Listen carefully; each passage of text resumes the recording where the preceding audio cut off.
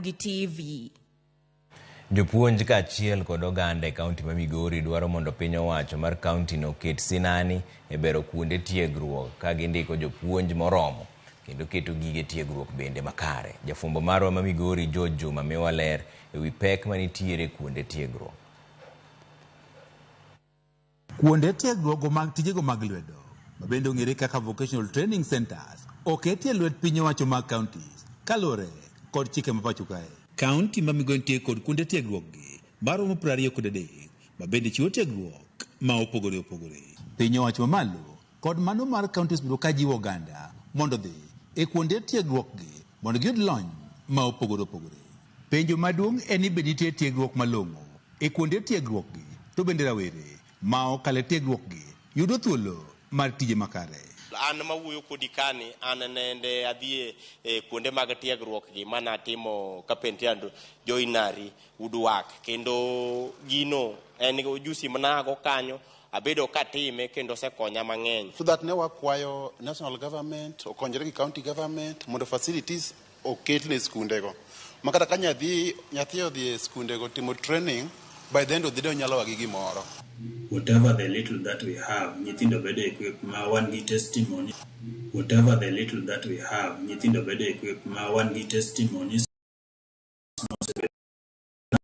taken by Kenya Power, working with Kenya Power. Nitiere mabendo se yaw their own workshops. Mokalo, His Excellency the Governor Noro wagi Deputy Governor mwadhi e piny mar China. Matin kama nyalo loso sa, loso simu to mage gik miusonwa Kenya ka.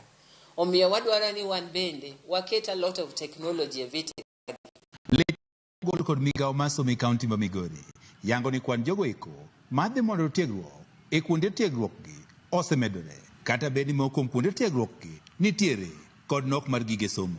We announced about the 30% bursary for the VTEX. We had an increase of over 1,000 youths joining, and even right now the enrollment is still going up. Koro sani kendo area makoro aneno ka nambo medore ahinya en gima luongo ni motor vehicle technology.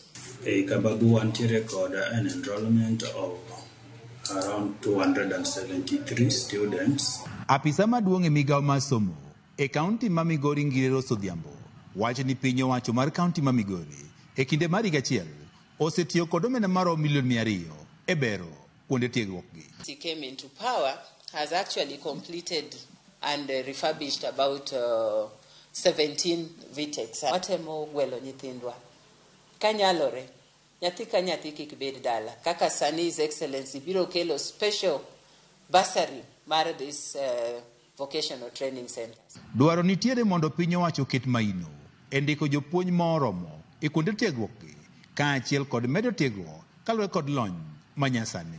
To tools pod dwarore nikech piny technology bedo gani advance sani to seche moko inyalo ni wantiere gi tools mamoko ma seche moko inyalo luongi kaka old. Sia His Excellency the Governor okay to budget mondo mi kanyalore wa made instructors mang'eny manigi skills mabeyo moko mag ICT moko manigi electronic engineering. Moko kuom jogo moseyudo tiegruok mag tije lwedo wacho tiegruok magiseyudo osemiyo gi nweng'o makare ka ondikgi kata ka gindikore e tijegi giwegi. Juma, Ramogi TV, Migori.